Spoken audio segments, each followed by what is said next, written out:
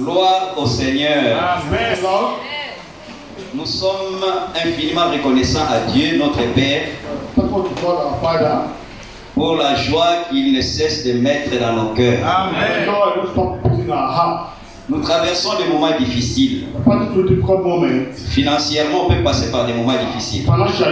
Spirituellement, physiquement, on peut passer par des moments difficiles. Mais quand nous écoutons la parole du Seigneur, Amen, et les promesses que le Seigneur proclame au travers de sa parole, nos cœurs sont remplis de joie. Amen. Avant que nous ne puissions passer par les expériences dont le frère a fait la lecture ici, la Bible montre là-bas dans Ésaïe chapitre 2 qu'une nation ne va pas combattre une autre nation. Mais aujourd'hui, nous voyons les nations se combattre. Et le Seigneur avait déjà prédit toutes ces choses-là. Il nous avait dit, dans le livre de Luc au chapitre 21, il nous a donné l'information et il nous a donné les instructions aussi par rapport à cette information-là. Dans Luc chapitre 21, le Seigneur nous dit ceci. Nous avons chanté quand l'appel retentira, quand l'appel retentira. Amen. Je serai là. Amen. Mais pour que nous puissions faire partie de ceux-là qui seront enlevés, dès maintenant, nous devons être sûrs de notre relation avec le Seigneur. Il ne s'agit pas seulement de venir à l'église, de s'asseoir, de prêcher, de chanter, de battre les mains, de crier Alléluia. Mais il s'agit de la relation que chacun de nous a avec le Seigneur.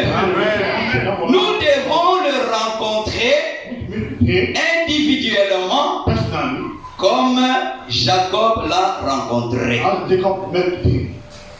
Il avait des problèmes. Il faisait face à une mort certaine.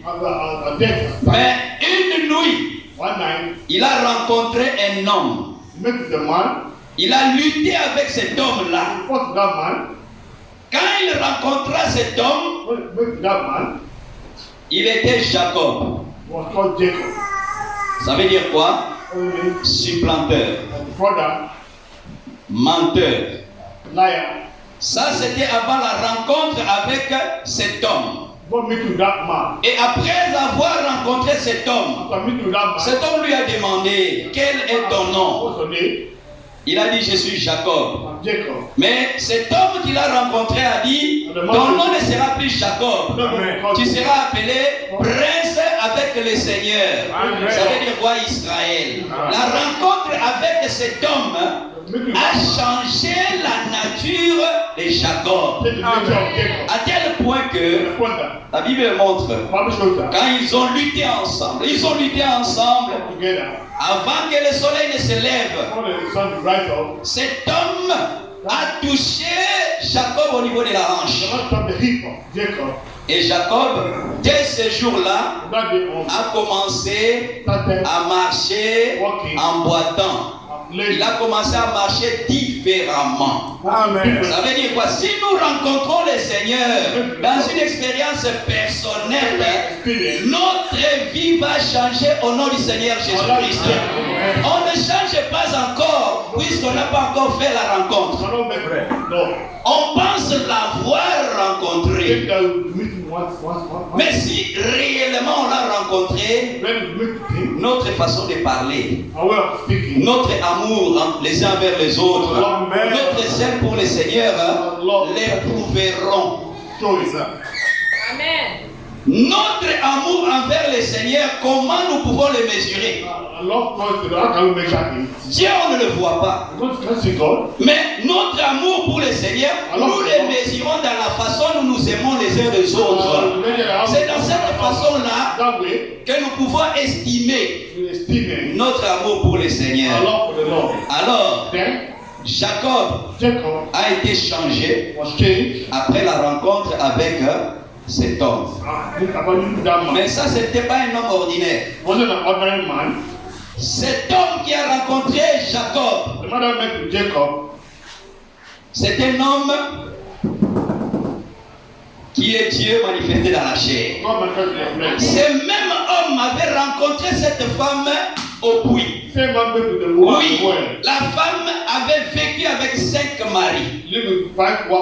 Les maris ne l'ont pas transformée. Les maris l'ont gardée telle qu'elle était. Quand Jésus l'a rencontrée, elle était avec le 6e. Mais cette fois-ci, elle a rencontré le 7e homme. Et le 7e homme, le 7 c'est le chiffre de l'achèvement. Il a rencontré le Seigneur des Seigneurs. Christ lui a dit, c'est donc que tu es venu puiser. Si tu la bois, tu continueras toujours à avoir soif. Mais moi j'ai une eau que je te donnerai. Quand tu bois de cette eau-là, tu n'auras plus jamais soif. Cet homme, Jésus, le 7e à avoir rencontré cette prostituée, lui a donné une eau qu'il a libéré de tous les désirs charnels. Cela est possible par la grâce du Seigneur.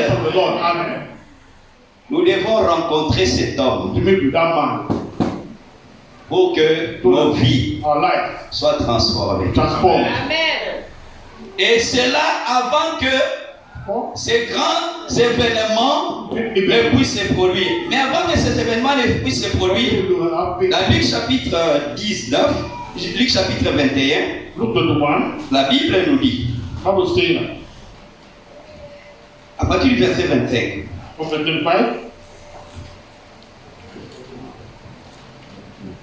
Luc chapitre 21, à partir du verset 25, il y aura des signes dans le soleil, dans la lune et dans les étoiles. Oui, quand on parle des signes dans le soleil, dans les étoiles, il y a des éclipses.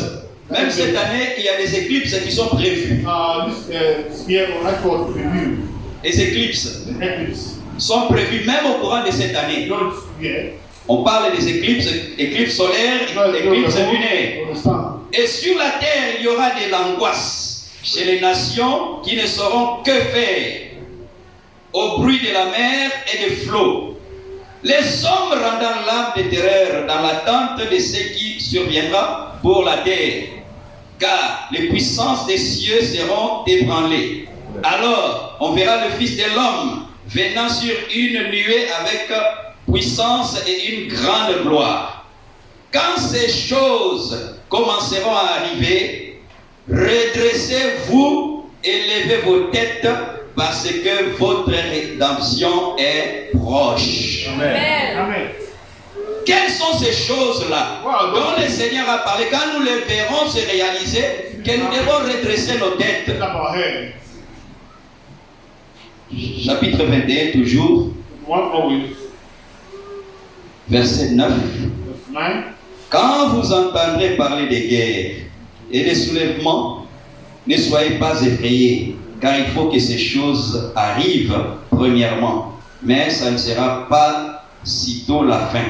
Alors, il leur dit, une nation s'élèvera contre une nation, un royaume contre un royaume. Il y aura de grands tremblements de terre, et en divers lieux, des pestes et des famines. Il y aura des phénomènes terribles et des grands signes dans le ciel.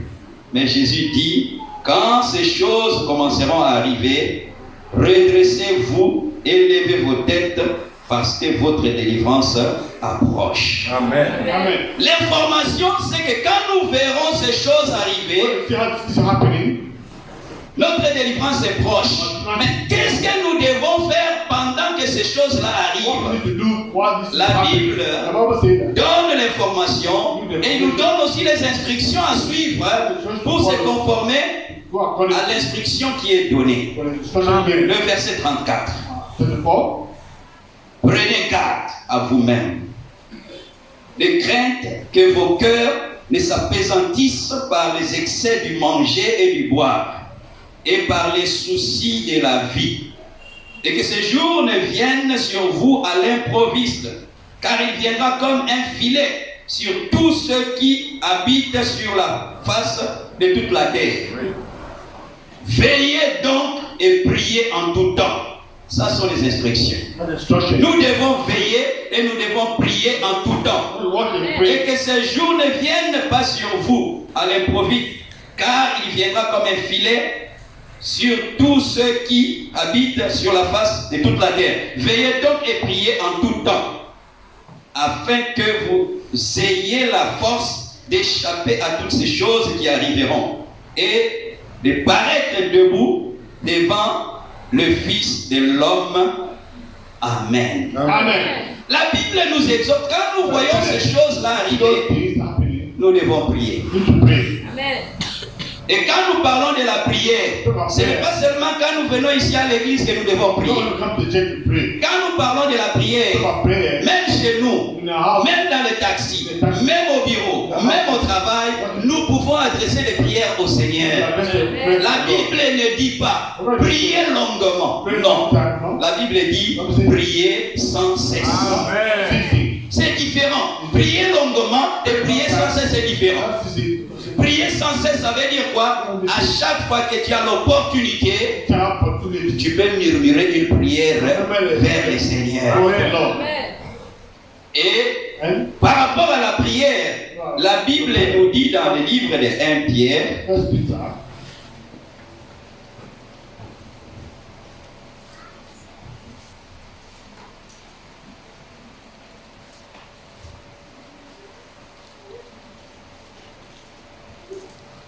Pierre chapitre 4, le verset 7. La fin de toutes choses est proche. Amen.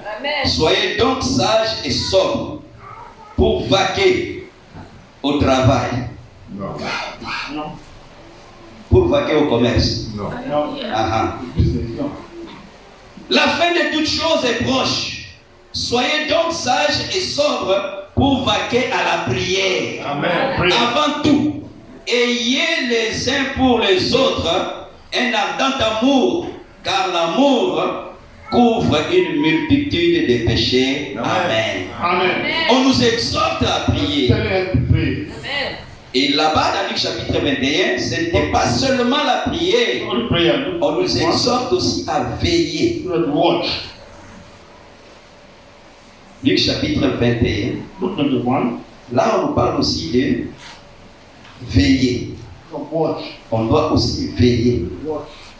Alors, veiller ici, ce n'est pas tellement venir à l'église passer toute la nuit. Ce n'est pas ce veiller-là. Ce ne sont pas ces genres de veillées dont la Bible parle. Puisque Dieu lui-même, regardez la façon dont il veille sur sa parole. Jérémie chapitre 1er.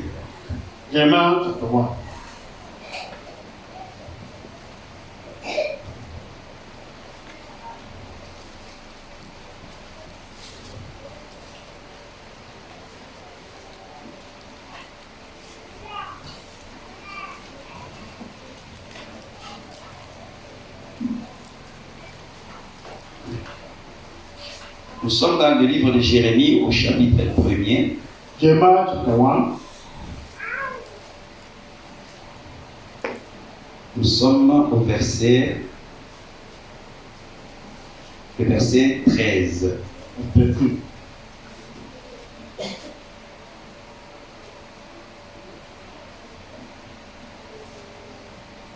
La parole de l'Éternel me fut adressée une seconde fois en ces termes. Que vois-tu? Je répondis. Je vois une chaudière bouillante du côté du septentrion. Et l'Éternel me dit, c'est du septentrion que la calamité se répandra sur tous les habitants d'Israël. Car voici, je suis en train de chercher le verset qui dit, je veille sur ma parole pour l'accomplir.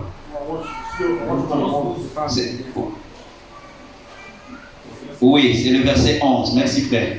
La parole de l'Éternel me fit adresser en ce mot. Que vois-tu, Jérémie? J'ai répondu, je vois une branche d'amandier. Et l'Éternel me dit, tu as bien vu, car je veille sur ma parole pour l'accomplir. Amen. La façon dont Dieu veille sur sa parole, c'est en l'accomplissant.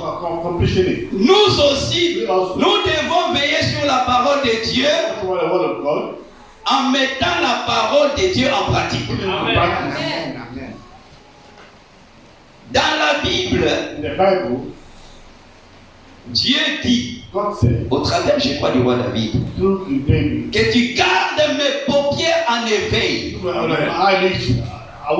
Si c'est Dieu qui garde tes paupières en éveil, tu ne vas pas sommeiller.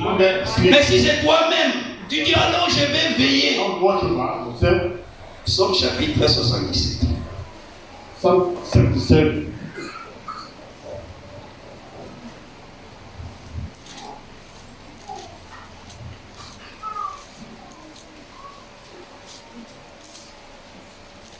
Juste la première phrase du 5e verset. Tu tiens mes paupières en éveil. Et dans mon trouble, je ne puis parler. Je pense aux jours anciens, aux années d'autrefois. Amen. Amen. Donc, quand nous parlons de veiller, là, il faut que Dieu lui-même vienne et qu'il tienne tes paupières en éveil.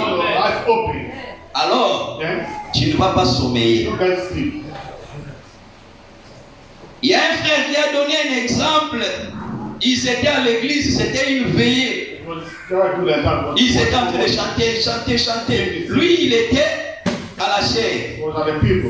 Il a constaté qu'il y a un frère qui était assis sur le premier banc. Il était saisi de sommeil. Le frère a fait des efforts. Il a ouvert grandement les yeux. Vous qui ne dormez pas.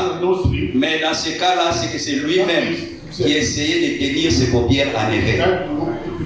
Il a ouvert. Tellement il a ouvert les yeux grandement. La pupille, ce qui est noir là, a commencé à monter. Ça a disparu. Les yeux sont devenus tout blancs. Alors le frère a dit, le voilà en train de dormir, les yeux ouverts. Il a forcé. Mais dans tout ce que nous faisons, nous voulons que l'Esprit de Dieu soit derrière. Même dans le jeûne, un jeûne que tu fais, quand tu passes toute la journée, tu commences le jeûne à 8 heures, tu penses déjà comment tu vas couper le fruit que tu vas acheter pour couper le jeûne. À 8 heures, tu commences le jeûne, tu penses déjà à la rupture du jeûne. Il faut manger seulement, mange seulement. Et un jeûne qui est connu par l'Esprit de Dieu, le prophète montre que tu n'auras pas faim. Mais quand toi tu commences, le ventre. C'est que c'est toi-même qui peux faire ça. Le Seigneur n'est pas dedans, mange seulement. Tu vas te faire souffrir pour rien. C'est ce que nous voyons nos amis ici à côté de nous sont en train de faire. Mes frères, nous voulons que tout se passe par la conduite du Seigneur. Il est en train de nous préparer. Puisque le monde dans lequel nous vivons, nous ne nous sentons plus à l'aise dans ce monde. On ne cesse de le dire. C'est pour cela que Christ, dans sa prière, il a appris aux apôtres, il leur a dit, notre Père qui est aux cieux, que ton nom soit sanctifié, que ton règne vienne. Nous voulons que le règne du Seigneur vienne. Puisque quand nous marchons, quand nous écoutons, tout n'est que péché. Tout n'est que... Il y a des choses qu'on ne peut même pas imaginer qu'un homme peut faire. Aujourd'hui, nous voyons les hommes le faire. Le péché a atteint un niveau très élevé. Et quand le péché a atteint un niveau très élevé, nous avons besoin que le Seigneur intervienne. Amen. Nous avons besoin, pendant ce temps-là, de la parole du Seigneur. Puisque c'est la parole du Seigneur seule qui peut nous donner la force de tenir face aux épreuves et aux tentations. Amen. Que le nom du Seigneur soit glorifié. Amen. Nous avions commencé à parler de quelque chose. Nous allons apporter une autre pierre sur cela. Et nous allons voir comment le Seigneur va nous conduire. Nous sommes dans les livres de Agé. Agé, c'est dans le Nouveau Testament. C'est dans le Nouveau Testament. Agé, c'est dans le Nouveau Testament. C'est vers Apocalypse là-bas.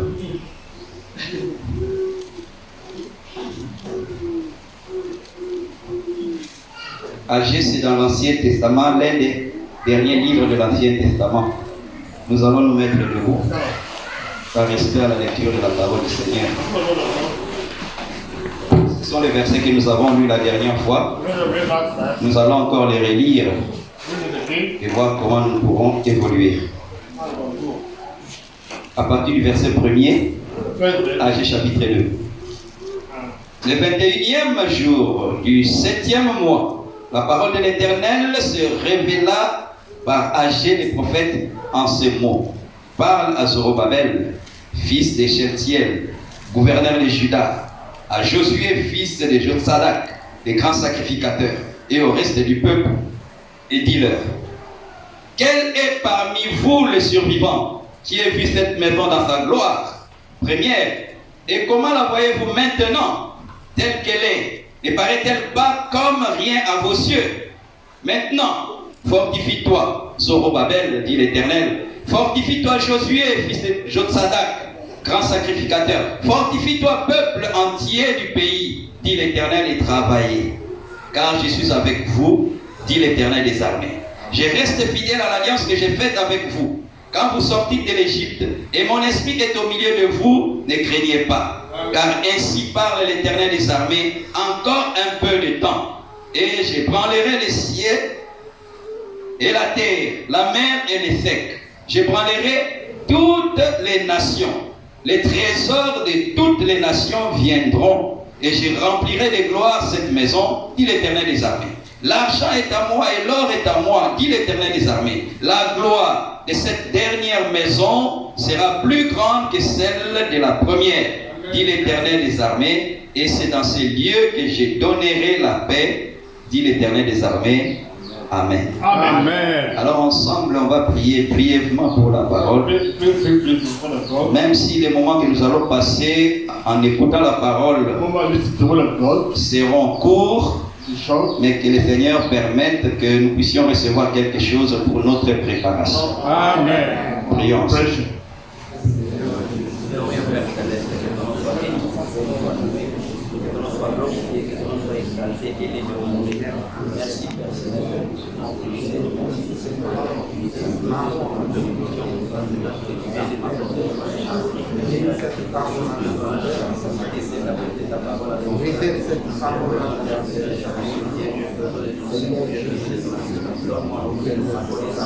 Révélation nécessaire à faire pour que la parole soit proclamée et avec la compréhension.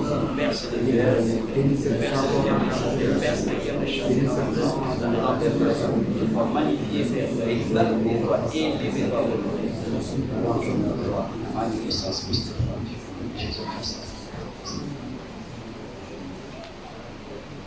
Amen. Amen. Nous pouvons nous asseoir. Nous croyons que ce que nous avons demandé au Seigneur, il va nous l'accorder au nom du Seigneur Jésus-Christ. Amen. Nous avions commencé à parler de ce sujet. La gloire de la dernière maison sera plus grande que la gloire de la première maison. Et pour poser les fondements, nous sommes allés dans l'Ancien Testament. Nous avions parlé des temples de Moïse, la tente d'assignation. Après, nous avons parlé du premier temple, le temple de Salomon. Et nous avons vu que dans les deux cas, dans le cas de la tente d'assignation et dans le cas du temple construit par Salomon, pour que le Seigneur vienne dédicacer spirituellement la tente ou le tabernacle, il a fallu que Salomon puisse construire le temple selon les instructions que David avait reçues de la part du Seigneur. Il a construit Le temple a 3 niveaux. Le parvis extérieur, les lieux saints et les lieux très saints. Il a placé tout ce qui devait être placé correctement. Et à la fin, la Bible montre que le Seigneur est descendu et la gloire du Seigneur a rempli les temples. Si nous faisons tout selon la parole de Dieu, nous devons nous attendre à recevoir la réponse du Seigneur. Amen. Dans ce temple ici, ça c'est le parvis extérieur. Tout le monde, tout Israélite pouvait arriver ici. Au niveau du lieu saint, le nombre de ceux qui devaient arriver ici, ce sont des Lévites, ce sont des sacrificateurs. Alors tu pouvais être israélite, tu pouvais être hébreu, tu pouvais accéder à cet endroit. Mais à celui-ci, le nombre de ceux qui y accédaient était petit. C'était des sacrificateurs. Maintenant, au lieu très saint, ici, même si tu es sacrificateur, tu n'as pas droit à entrer ici. Et ici, il n'y a qu'une seule personne qui est entrée, c'est le souverain sacrificateur. Amen. Nous voyons que quand nous commençons ici, nous allons vers la présence du Seigneur, le nombre diminue. C'est vrai. Plus on s'approche de la sainteté que Dieu exige, plus les hypocrites, plus les désobéissants se manifestent et le nombre se rétrécit. Et arrivé en ces lieux, seul le souverain sacrificateur pouvait entrer. À l'époque, rentrer en ces lieux sans avoir le titre de souverain sacrificateur, ça équivalait à la mort. Mais aujourd'hui, par la mort de Jésus-Christ, dans Matthieu chapitre 27, quand il a crié d'une voix forte, la Bible dit que le rideau du temple s'est déchiré d'en haut vers le bas, pour montrer qu'aujourd'hui, l'accès au lieu très saint est disponible grâce à la mort du Seigneur Jésus-Christ. Aujourd'hui, ne pas entrer ici, c'est s'exposer au grand risque. Ça, c'était le temple de Salomon. Et ce temple-là, dans le livre de Rois, a été détruit par Nabuchodonosor, qui est venu de Babylone. Alors, c'est maintenant l'époque où le deuxième temple devait être construit. C'est l'époque de Zorobabel. Zorobabel, qui a vécu dans la même période avec Agé, les prophètes, avec Zacharie, avec Esdras. Ils ont vécu à la même période. Et ils ont commencé le second temple. Et nous avons vu qu'ils ne sont pas allés construire ce second temple-là n'importe où. Ils ont recherché les fondements de l'ancien, du premier temple bâti par Salomon. Quand ils ont retrouvé ces fondements-là, sur ces fondements-là, ils ont rebâti le deuxième temple. Toi et moi, dans notre marche chrétienne, nous sommes en train d'édifier un édifice pour Dieu. Amen. Et cet édifice-là, c'est différent de l'édifice de Salomon. Celui de Salomon était fait par des briques. Et mais il y avait une particularité. Dans les briques, entrant dans la construction du temple de Salomon, la Bible dit que pendant tout le temps du chantier, il n'y avait aucun bruit dans le chantier. C'est que il y avait une harmonie des pierres les unes des autres. Quand on les mettait ensemble, il n'y avait aucun bruit. Chacun occupait sa place. On pouvait arriver à une pierre bizarre. On dit, mais cette pierre a une forme bizarre. On peut rejeter cette pierre-là. Mais comme la pierre est venue jusqu'au sentier, là où on fait la construction, forcément, la pierre va trouver sa place dans l'édifice. Chacun de nous ici a une place dans le corps du Seigneur Jésus. Chacun de nous est important. Et l'œuvre s'est faite. En ce temps-là, c'était dans le silence. Même aujourd'hui, quand quelqu'un est baptisé du Saint-Esprit, quand quelqu'un est transformé, il n'y a pas de bruit. On fait seulement le constat que lui là, celle-là, il était comme ça, elle était comme ça, mais nous constatons le changement dans sa vie. Le christianisme, ce n'est pas les paroles, c'est la vie que nous menons tous les jours. Pas seulement ici. Ici à l'église, qui était béni. On peut parler à douce voix.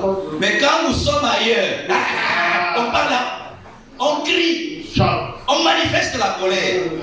Notre douceur, la Bible dit, doit être connue de tous. Le Seigneur est à la porte. Amen. Ce n'est pas une douceur fabriquée. C'est une douceur que l'Esprit du Seigneur nous a donnée.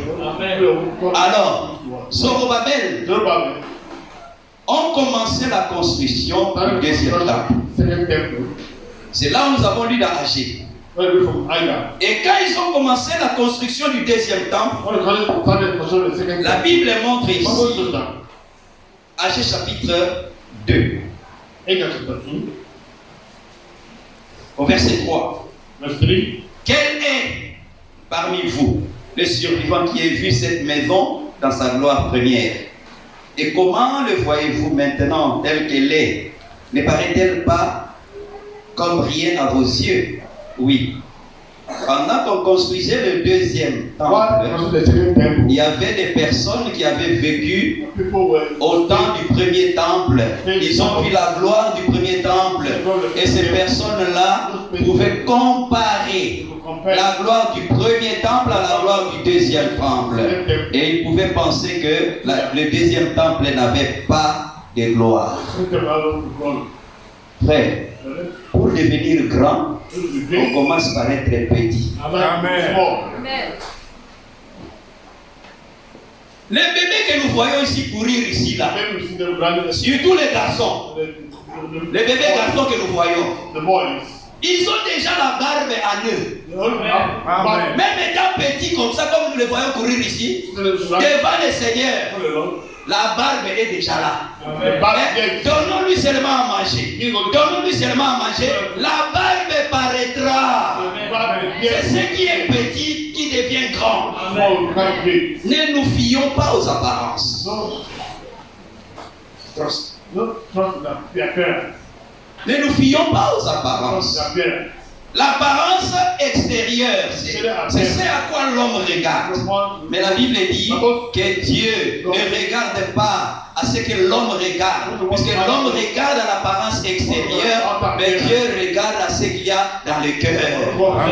Mais aussi, si Dieu t'a permis de faire l'expérience dans ton cœur, ton apparence extérieure va changer. Amen. Alors, on pouvait voir, on dit, mais regardez, c'est cette maison, elle n'a pas la gloire de la première. Oui, c'est vrai.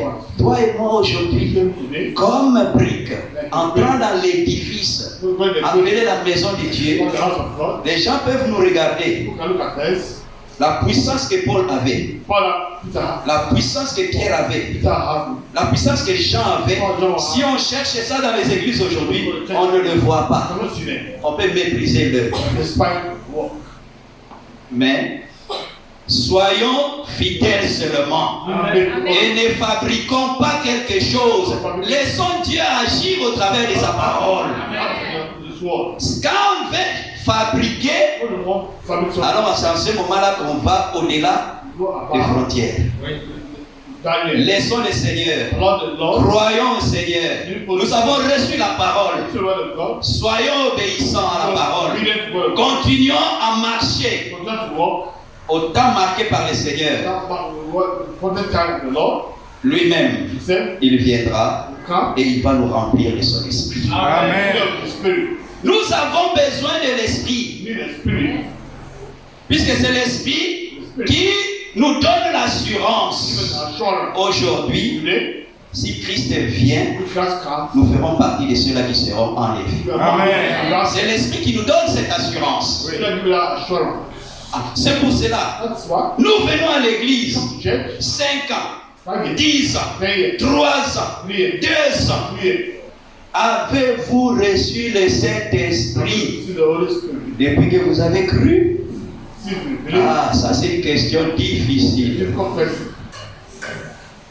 Avez-vous reçu le... C'était ça la question que l'apôtre Paul a posée aux croyants d'Antioche. D'Éphèse, je crois. Dans Actes chapitre 19. Bon, je vais vérifier ça seulement par rapport à Antioche ou bien à Éphèse. Ok, c'est à Corinthe. Acte chapitre 19, le verset 1er. Pendant qu'Apollon était à Corinthe, Paul, après avoir parcouru les hautes provinces de l'Asie, arriva à Éphèse. Et en rencontrant quelques disciples, il leur dit: avez-vous reçu le Saint-Esprit quand vous avez cru? Ils lui répondirent: nous n'avons pas même entendu dire qu'il y ait un Esprit Saint. Il dit: de quel baptême avez-vous donc été baptisé? Donc, il répondit: du baptême de Jean. Alors, Paul dit: Jean a baptisé du baptême de repentance, disant au peuple de croire en celui qui devait venir après lui, c'est-à-dire en Jésus. Sur ces paroles, ils furent baptisés au nom du Seigneur Jésus. Lorsque Paul leur eut imposé les mains, le Saint-Esprit vint sur eux et ils parlèrent en langue et prophétisaient. Ils étaient en tout environ 12 hommes. Amen. Amen. Nous voyons ici que le Saint-Esprit est lié au baptême. Amen. Amen. Parce qu'il leur a demandé: avez-vous reçu le Saint-Esprit? Ils ont dit: on n'a même pas entendu parler de l'Esprit Saint-Esprit. Après, il a posé une question suivante: comment avez-vous été baptisé?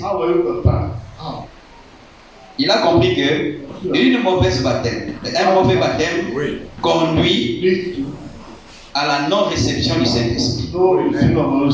Mais gloire soit rendue au Seigneur. Amen. Toi et moi, nous nous sommes engagés sur de bonnes bases. Nous nous sommes repentis. Au nom du Seigneur Jésus-Christ, on a été baptisés. Le Seigneur Jésus-Christ avait dit au travers des pierres: celui qui va croire, repentez-vous et que chacun de vous soit baptisé au nom du Seigneur Jésus-Christ pour la rémission de vos péchés et vous recevrez le don du Saint-Esprit. Nous sommes sur de bonnes bases puisque nous avons reçu le véritable baptême et nous croyons aussi que nous nous sommes repentis sincèrement.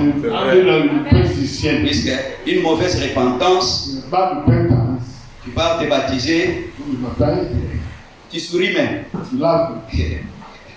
Tu souris. Tu as des péchés, tu ne veux pas confesser. Tu as des péchés pour lesquels tu ne veux pas demander pardon. Si la repentance n'est pas bien faite, la suite de la marche sera difficile.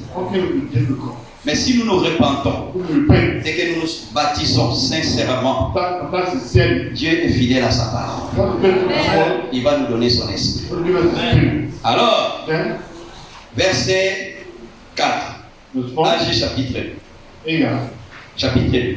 Maintenant, fortifie-toi, Zorobabel, dit l'Éternel, fortifie-toi, Josué, fils de Jotsadak, grand sacrificateur. Fortifie-toi, peuple entier du pays, dit l'Éternel, et travaillez. Amen. Amen. Nous l'avons dit la dernière fois. Ici, Dieu dit: fortifie-toi, Zorobabel. Fortifie-toi, Josué. Dieu ne dit pas: je te fortifie. C'est différent. Il dit: fortifie-toi. Si Dieu s'exprime ainsi, c'est que il a mis à la disposition de Josué et de Zorobabel les éléments nécessaires pour leur fortification. Amen. Toi et moi aujourd'hui, Nous avons tout à notre disposition pour que spirituellement nous soyons forts. Amen. On a tout à notre disposition.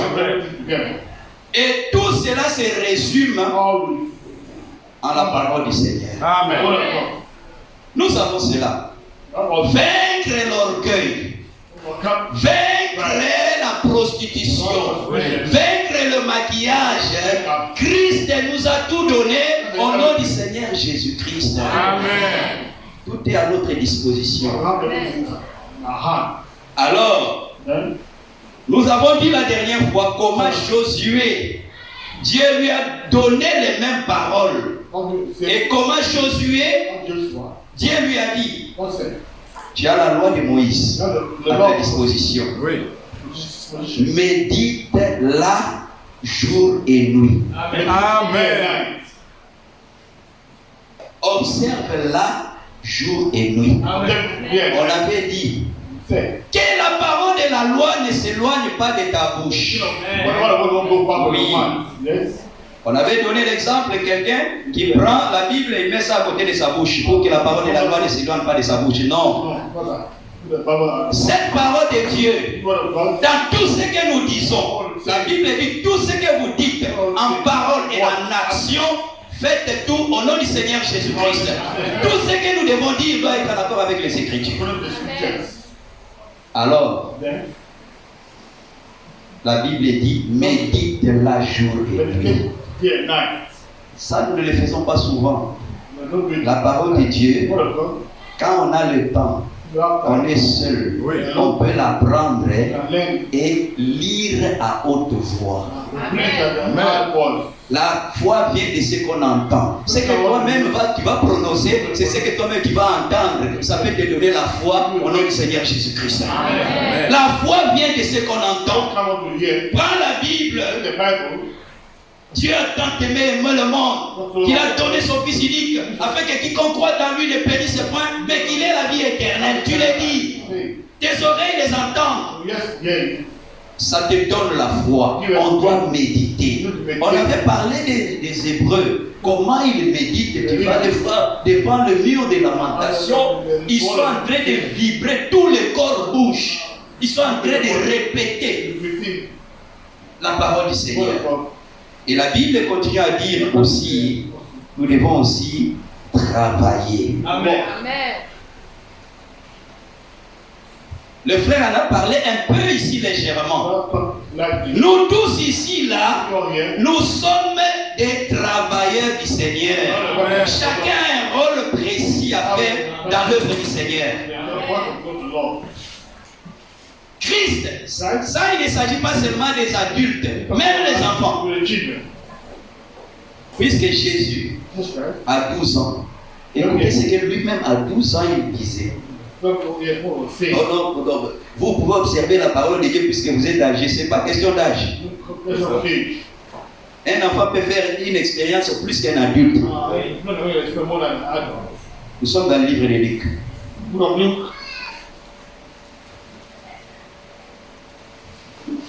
Luc au chapitre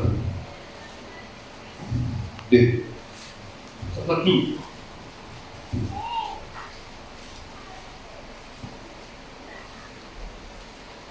Jésus est allé avec ses parents à Jérusalem et à leur retour, ils ne sont pas repartis avec Jésus.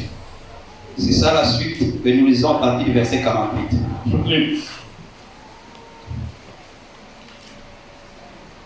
Commençons au verset 46. Au bout de 3 jours, ils le trouvèrent dans le temple assis au milieu des docteurs, les écoutant et les interrogeant. Tous ceux qui l'entendaient étaient frappés de son intelligence et de ses réponses. Quand les parents le virent, ils furent saisis d'étonnement. Et sa mère lui dit, « Mon enfant, pourquoi as-tu agi de la sorte avec nous? Voici ton père et moi, nous te cherchions avec angoisse. » Ici, Jésus, il fallait que Jésus puisse corriger ce langage. Moi et ton enfant, moi et ton père, nous sommes en train de te chercher. Jésus devait corriger ce langage. il leur dit, pourquoi me cherchiez-vous? Ne savez-vous pas qu'il faut que je m'occupe des affaires de mon Père? Amen.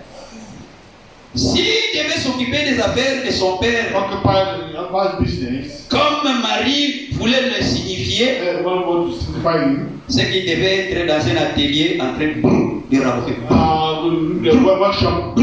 Mais le Père dont Jésus-Christ parlait ici, c'est notre Père à tous qui est aux cieux. Il lui dit, il leur dit ceci. Il leur dit, pourquoi me cherchiez-vous? Ne saviez-vous pas qu'il faut que je m'occupe des affaires de mon Père?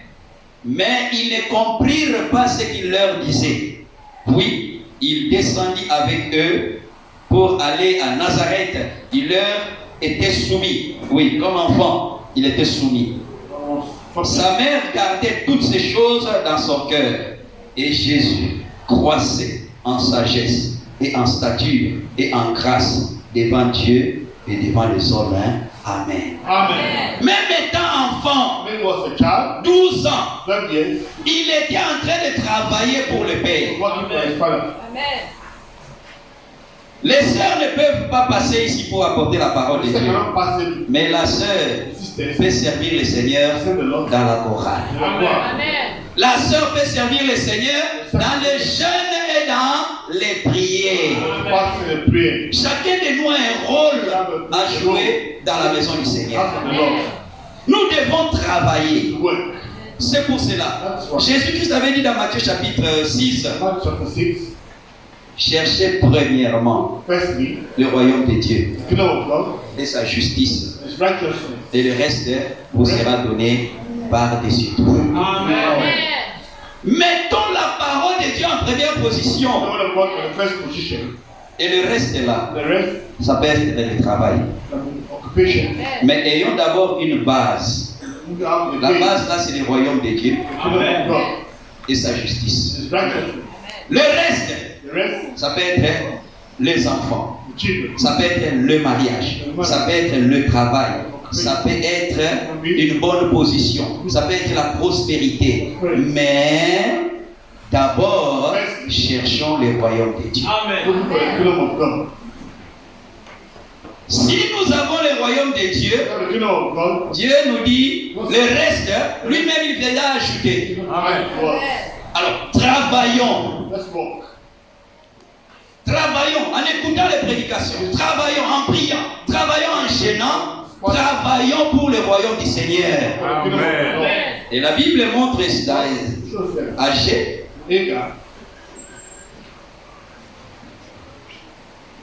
Dieu leur a demandé de travailler. Mais pendant le travail, il y a de l'opposition. Même quand ils étaient en train de construire ce temple, regardez l'opposition qui s'est manifestée. Nous sommes dans Esdras. Esdras au chapitre 3.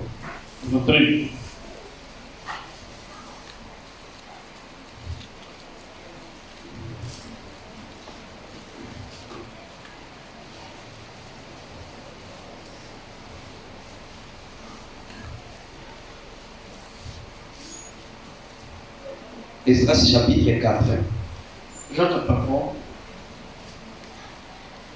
La Bible montre ici les ennemis de Juda, premier verset, et de Benjamin apprirent que le fils de la captivité bâtissait un temple à l'Éternel, le Dieu d'Israël. Ils vinrent auprès des Zorobabel et des chefs de famille et leur dirent, nous bâtirons avec vous, car comme vous, nous invoquons votre Dieu et nous lui offrons les sacrifices depuis le temps des Adon, roi d'Assyrie, qui nous a fait monter ici. Mais Zorobabel, Josué et les autres chefs des familles d'Israël leur répondirent, ce n'est pas à vous et à nous de bâtir la maison de notre Dieu. Nous la bâtirons, nous seuls, à l'Éternel, le Dieu d'Israël, comme nous l'a ordonné le roi Cyrus, roi des Perses. Alors les gens du pays découragèrent le peuple de Juda. Ils intimidèrent pour l'empêcher de bâtir. C'est la même chose aujourd'hui. le découragement va venir. Ça c'est oui et amen. Tu penses, et ceci, je devais avoir ceci, je devais avoir cela. Le découragement vient alors que toi et moi nous sommes en train d'édifier une bâtisse pour le Seigneur. Ici c'était les ennemis physiques. Mais nous faisons face à des ennemis spirituels. Ils viendront pour nous décourager. Ils viendront pour nous intimider. Mais l'attitude des enfants d'Israël, regardez dans Esdras chapitre 4.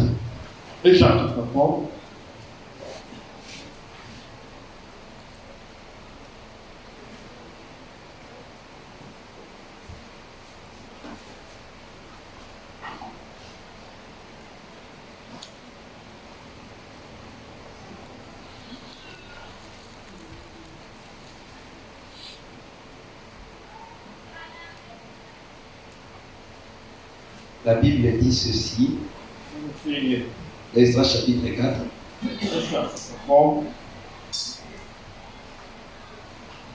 le verset 5. Ils gagnèrent à prix d'argent des conseillers pour faire échouer son entreprise. Il a fait ainsi pendant toute la vie de Cyrus, roi des Perses, jusqu'au règne de Darius, roi de Perse. Dans ce que nous sommes en train de faire, ne pensez pas que le diable vont nous laisser tranquilles. Dès qu'on a pris position pour Christ, nous devenons une cible pour le diable. Les problèmes qui t'arrivent, les problèmes qui m'arrivent, ils nous arrivent puisque nous avons pris position pour Christ.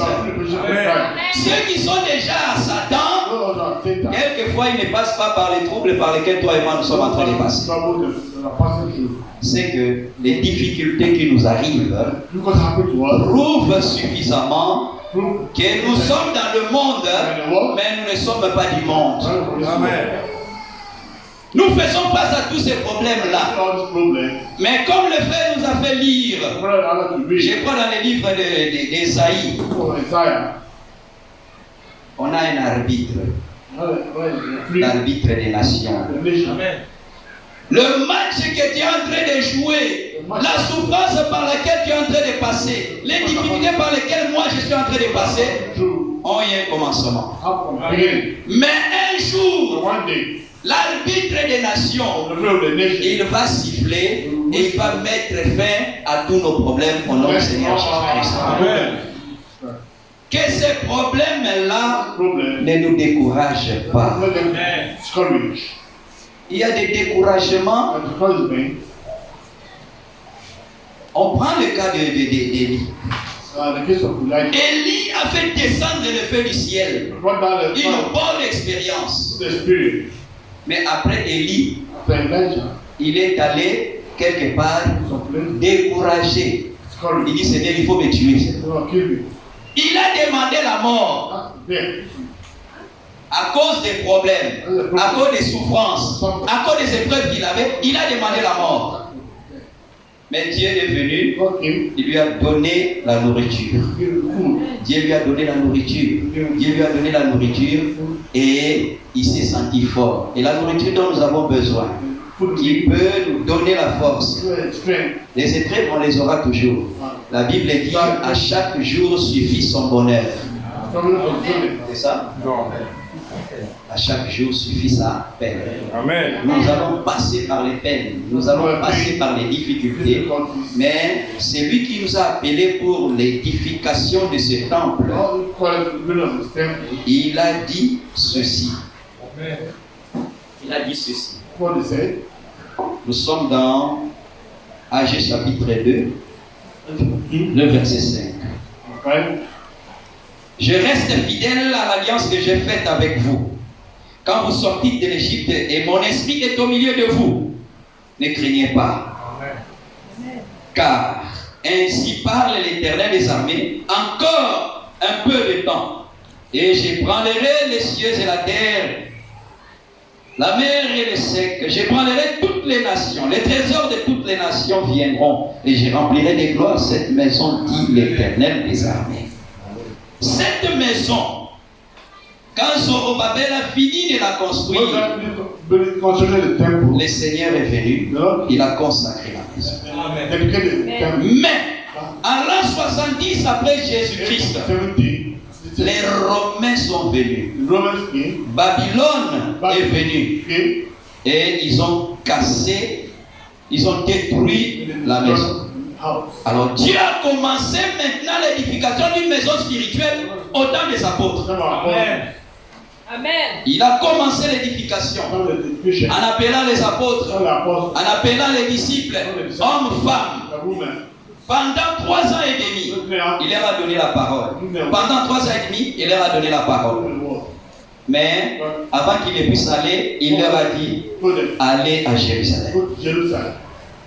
Allez attendre la puissance d'en haut. Ils sont allés à Jérusalem. Et ils sont restés 10 jours dans la chambre haute. Comme tout était fait selon la volonté du Seigneur. Le 10e jour, après qu'il se soit enfermé dans la chambre haute, il y eut un bruit. Et la Bible dit, le Saint-Esprit est descendu. Et ils ont été remplis de la présence du Seigneur. Amen. Ça, c'est la première maison du Nouveau Testament. Amen. Amen. Ils étaient remplis. Et la gloire du Seigneur était manifeste au milieu d'eux. Et l'histoire continuant. Comme au temps de Zorobabel. Comme au temps avant le début de l'histoire de l'Église. Rome est venue par Titus à détruire le 2e temple. Quand l'histoire de l'Église aussi a commencé, en l'an 325 de notre ère, la parole qui était sortie au temps des apôtres, elle était forte, elle était puissante. Mais au fil des temps, en 325, Babylone est venue encore. Et ils ont enlevé la parole de Dieu du milieu du peuple. Le véritable baptême a été changé, la divinité a été changée, la Sainte Seine a été changée. Ils ont détruit l'œuvre, la première maison. Mais Dieu avait promis, dans les livres de Joël, qu'il avait promis qu'il y aura une restauration. Amen. Il a promis une restauration. Nous allons lire cela et après nous allons nous arrêter. On va approfondir la restauration prochaine. Nous sommes dans Joël chapitre 2. Joël chapitre 2.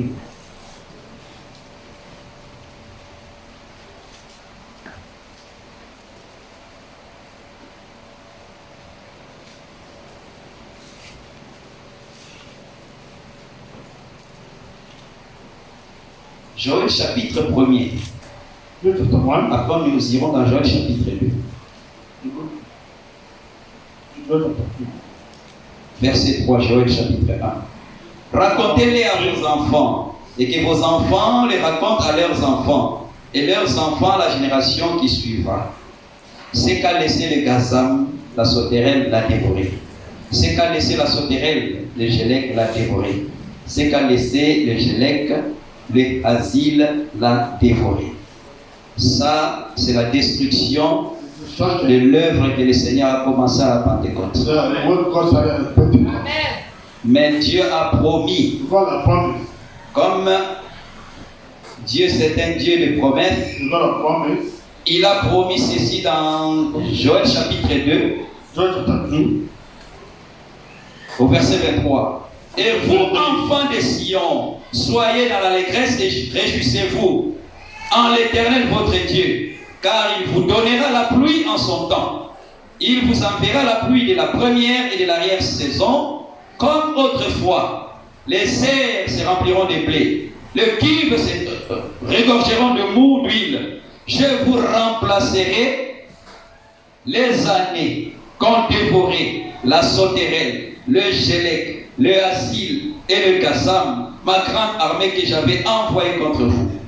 Vous mangerez, vous rassasierez, et vous célébrerez le nom de l'Éternel votre Dieu, qui aura fait pour vous des prodiges, et mon peuple ne sera plus jamais dans la confusion. Amen. Et vous saurez que je suis au milieu d'Israël. Oui, je suis l'Éternel votre Dieu, et qu'il n'y en a point d'autre, et mon peuple ne sera plus jamais dans la confusion. Amen. Cette œuvre a été attaquée. Et pendant ce temps, ce sont les insectes qui ont attaqué. 4 types d'insectes. Et chaque type d'insecte attaque une partie particulière de l'arbre. Les feuilles ont été attaquées. D'abord, les fruits ont été attaqués. Après, les feuilles ont été attaquées. Après, l'écorce a été attaquée.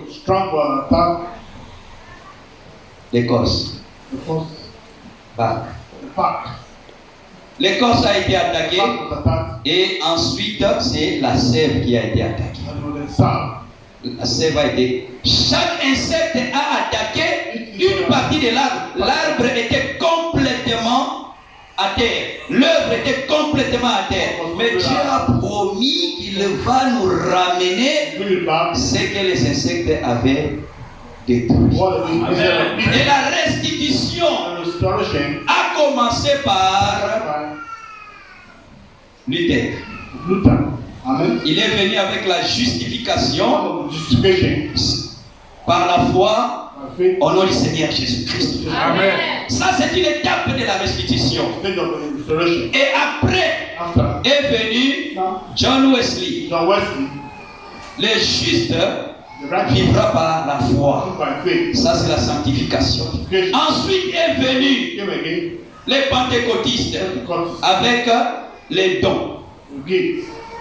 Mais en ce temps de la fin, Dieu nous a permis par la véritable parole d'expérimenter le baptême du Saint-Esprit. Amen. Il a promis qu'il va restituer. Et effectivement, nous voyons qu'il restitue. Mais les insectes ont tout mangé. Si nous parlons de feuilles, on ne va pas rentrer en profondeur.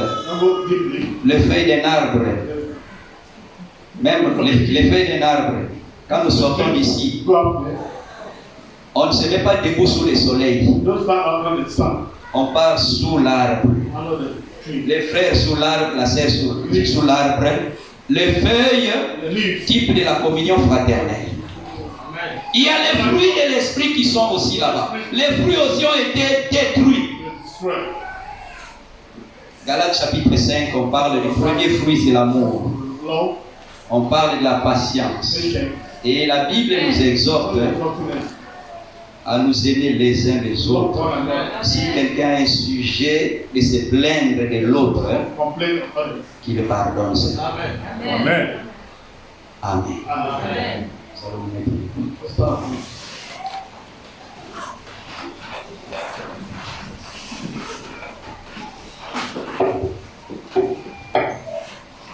Mon âme bénit le Seigneur, mon esprit et mon esprit manifeste son nom. Salamon n'a pas pu le retenir, même dans le tombe, alléluia, Jésus est Seigneur, même dans le tombe, alléluia, Jésus est Seigneur. Ma spirit manifeste and my soul,